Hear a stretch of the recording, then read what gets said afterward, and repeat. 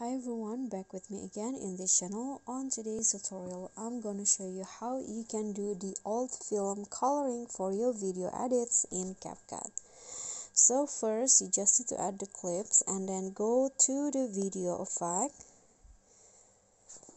Now find the light effect category, this one, and select the sunset effect.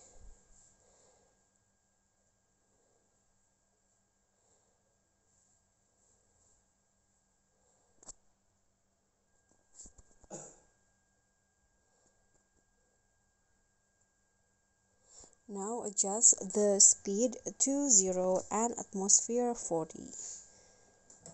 Like this. Now click on a check icon and then add another effect. So go to the video effect. Now find the retro category. Then select the noise to effect.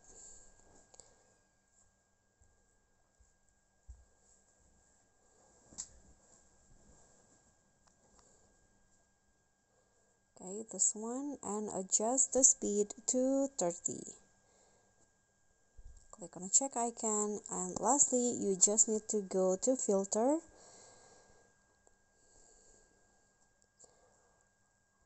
find mono, and then select the black forest filter, set it to around 30, and after that you are done, and this will be the result.